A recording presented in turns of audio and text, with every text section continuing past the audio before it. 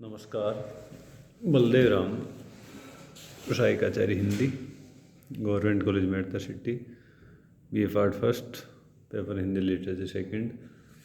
अपन अध्ययन करे थे रीतिकाल के जो प्रमुख कवि हैं और उनका जो काव्य वैशिष्ट्य है, यानी उनके काव्य में कौन सी प्रवृत्तियाँ प्रमुख थी या कौन से तत्वों के प्रधान थे, उनके बारे में अध्ययन कर रहे थे। उसी क्रम में आज अपन रीतिकाल की जो रीति सिद्ध जो काव्यधारा है उसके जैसे प्रतिनिधि कवि बिहारी हैं, उनके बारे में आज अपन अध्ययन करेंगे। बिहारी रीतिकाल के सर्वश्रेष्ठ कवि माने जाते हैं। इनका जन्म 1595 ईस्वी में ग्वालियर में हुआ था। बिहारी के एकमात्र ग्रंथ का नाम है बिहारी सतसही, जिसकी रचना सन 1662 ईस्वी में हुई। बिहारी का देहावसान 1663 ईस्वी में हुआ। बिहारी ने यद्यपि कोई भी लक्षण ग्रंथ नहीं लिखा था, तथापि उन्हें रीति शास्त्र की अच्छी जानकारी थी, जिसका उपयोग उन्होंने अपनी सतसही में किया है।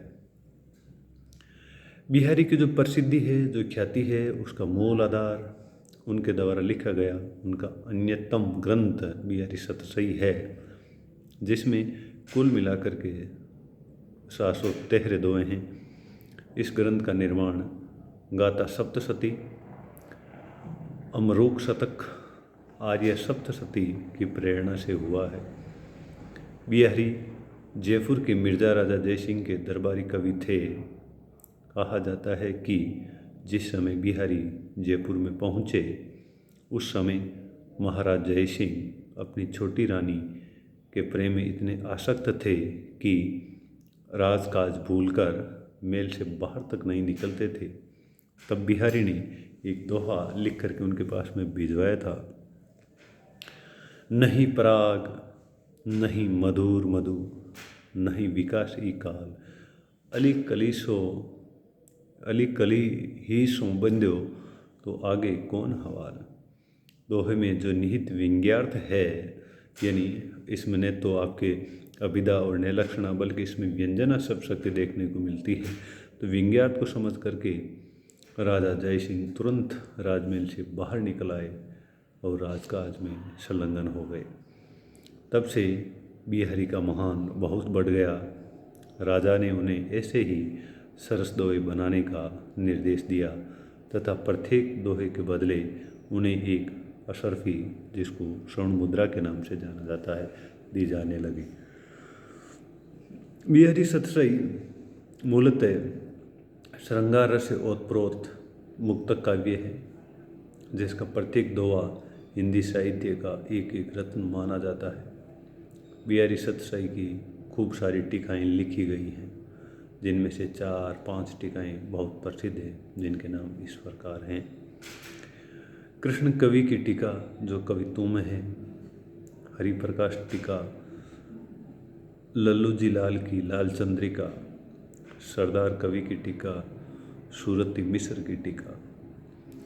इनके अतिरिक्त बिहारी नामक ग्रंथ में पंडित अंबिका दत्त व्यास ने बिहारी के दोहों का भाव पलवन रोला छंद में किया है। पंडित परमानंद ने श्रृंगार सप्तशती नाम से बिहारी के दोहों का अनुवाद संस्कृत में किया है। मुंशी देवी प्रसाद ने बिहारी के दोहों का अनुवाद उर्दू के शेरों में किया है। बिहारी सतसही का पाठानुसंधान, यानी पाठ का अनुसंधान एवं संपादन ब्रजभाषा मर्मज्ञ बाबू जगन्नाथ दास रत्नाकर ने बिहारी रत्नाकर नाम से किया है। मुक्त कविता में जो गुण होने चाहिए वे सभी बिहारी सतसही में उपलब्ध होते हैं। मुक्तक में प्रबंध के समान रस की धारा नहीं बहती, अपितु उसमें रस के छींटे ही पड़ते हैं कि हृदय कलिका थोड़ी देर के लिए खिल उठती है। यदि प्रबंध काव्य एक विस्तृत वन स्थली है, तो मुक्तक एक चुना हुआ गुलदस्ता है। आचार्य शुक्ल ने यह कहकर मुक्तक काव्य की कसौटी का निर्धारण कर दिया तथा बिहारी सतसही इस कसौटी पर पूर्णतः खरी उतरती है। वे आगे पुनः कहते हैं, जिस कवि में कल्पना की समाहार शक्ति के साथ भाषा की समाज शक्ति जितनी अधिक होगी उतना ही वे मुक्तक की रचना में सफल होगा। ये क्षमता बिहारी में पूर्ण रूप से विद्यमान थी, उपस्थित थी।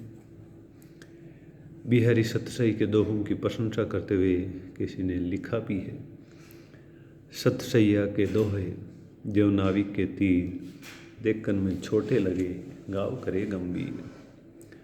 जो कोई रस नीति को समझे चाहे सार, पढ़े बिहारी सतसई कविता को श्रृंगार।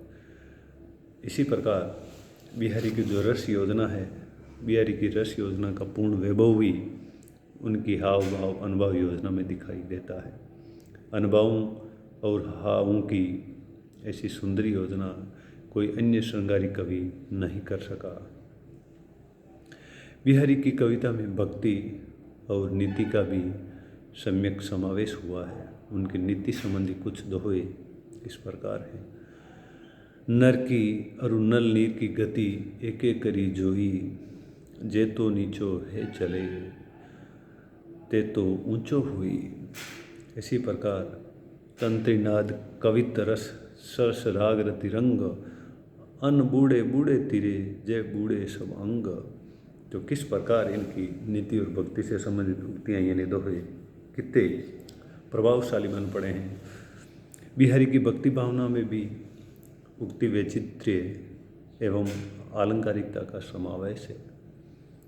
उन्होंने लगभग 70 के करीब दोहे भक्ति से संबंधित लिखे हैं। कुछ उदाहरण देखने लायक है। मेरी बहु बाधा हरो, राधा नागरी सोय, जान तन की जाहीं परे, श्यामो हरित दूती हो।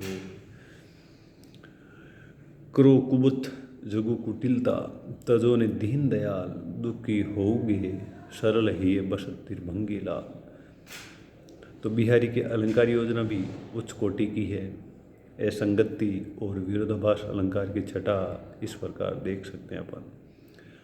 दृग और जत टूटत कुटुंब, जुरत चतुरचित प्रीति, प्रति घाटी दुर्जन ही दई नहीं रीति। या अनुरागी चित्त की गति, समझे नहीं को, ज्यों ज्यों बूढ़े श्याम रंग त्यों त्यों उजलू हो। बिहारी के संबंध में यह कहा जा सकता है कि उन्होंने गागर में सागर भर दिया है। कम शब्दों में अधिक भाव व्यक्त करने की क्षमता को गागर में सागर भरना कहा जाता है। बिहारी के वीर्य वर्णन में शारीरिक कृशता एवं वीरता का अतिशयोक्तिपूर्ण चित्रण हुआ है। आचार्य रामचंद्र शुक्ल के अनुसार ये वीर्य वर्णन कहीं कहीं मजाक तक पहुंच गया है। ऐसे कुछ दोहे देखे जा सकते हैं। ओंदाई शीशी सुलखी वीर्य वर्णी बिललात, बीच ही सूखी गुलाबों गो छिंटो छुई ने गात। इत आवती चली जात, उत चली 6 सातक हाथ, चढ़ी हिंडोरे सिही रहे लगी उषा संसात। तो इस प्रकार बिहारी दुरारूढ़ कल्पना के कवि माने जाते हैं। शुक्ल जी के अनुसार बिहारी की कृति का जो मूल्य आंका गया है उसका कारण उनका शिल्प विधान एवं शब्दों की कारीगरी है। किंतु जो लोग भाव की स्वच्छ निर्मल धारा में कुछ देर मग्न होना चाहते हैं उनका संतोष बिहारी से नहीं हो सकता। बिहारी का ब्रजभाषा पर असाधारण अधिकार था। शब्द और वर्ग उनके दोहों में नगों की भांति जड़े हैं। दूसरे महत्वपूर्ण जो कवि देव का पूरा नाम देवदत्त था। वे इटावा के रहने वाले थे। इनका जन्म 1673 ईस्वी में हुआ था तथा इन्होंने अनेक राजा रजवाड़ों का आश्रय प्राप्त किया। इनकी मृत्यु अनुमानतः 1767 ईस्वी के आसपास हुई। देव को कोई अच्छा उदार आश्रयदाता नहीं मिला। जहाँ ये टिक कर रहे थे, परिणाम स्वरूप ये बराबर अपने आश्रयदाता बदलने को विवश हुए। देव ने प्रचुर मात्रा में ग्रंथों की रचना की, जिनकी संख्या कुछ लोग 72 तक बताते हैं, किंतु अभी तक केवल 15 ग्रंथ ही उपलब्ध हुए हैं। देव एक समर्थ कवि एवं प्रतिभा संपन्न आचार्य के रूप में समादृत रहे हैं। आचार्यत्व की अपेक्षा देव का कवित्व अधिक सशक्त है। इनके काव्य का मूल विषय श्रृंगार रहा है। इनकी रचनाओं में कल्पना की चारुता और अर्थवैभव का सुंदर सामंजस्य हुआ है। विषय अनुकूल शब्द चयन, अनुप्रासक्ता के कारण इनकी अभिव्यंजना शैली भी प्रशंसनीय बन पड़ी है। कई कई शब्दों के अनावश्यक तोड़ मरोड़, व्याकरणिक अव्यवस्था के बावजूद उनकी कविता सरस, भावपूर्ण एवं हृदयग्राही बन पड़ी है। देव की भाषा प्रभावपूर्ण ब्रजभाषा है। रीतिकाल के कवियों में ये बड़े ही प्रगल्भ और प्रतिभा संपन्न कवि थे, ऐसा शुक्ल जी का मत है। देव के रीति ग्रंथों पर मामट के काव्य प्रकाश, आचार्य विश्वनाथ के साहित्य दर्पण, भानुदत्त की रसमंजरी, केशव की रसिक प्रिया और रहीम के भरवे नायिका भेद का प्रभाव परिलक्षित होता है। शब्द शक्ति विवेचन व अभिधा को उत्तम मानते हैं तथा तात्पर्य नामक एक चौथी शब्द शक्ति को उद्भावना करते हैं। रस क्षेत्र में देव ने छल नामक नवीन संचारी भाव की उद्भावना की, किंतु शुक्ल के अनुसार छल का समाहार अवहिता नामक संचारी भाव के अंतर्गत ही हो जाता है। नायिका भेद का विवेचन भी देव ने अत्यंत ही सूक्ष्म ढंग से किया है। इस विवेचन भानुदत्त की रसमंजरी का प्रभाव साफ झलकता है। अलंकार निरूपण में वे भामे हैं और दंडी के ग्रंथों से प्रभावित हैं। देव रसवादी आचार्य थे तथा इनका निर्वाह उन्होंने अपनी काव्य रचनाओं में किया भी है। रीति निरूपण की दृष्टि से कवि देव उतने महत्वपूर्ण नहीं हैं जितने कवि के रूप में। उनकी कवित्व शक्ति की तुलना कुछ विद्वान बिहारी से करते हुए हिंदी क्षेत्र में एक विवाद खड़ा कर दिया कि देव बड़े हैं या बिहारी। इस विषय के पक्ष और विपक्ष में अनेक पुस्तकें भी लिखी गई है। तो इस प्रकार रीतिकाल के जो कुछ कवि थे उनके बारे में अध्ययन किया। अगले अध्याय में जो बाकी बचे आपके रीतिकाल के जो कवि हैं उनके बारे में अध्ययन करेंगे। धन्यवाद।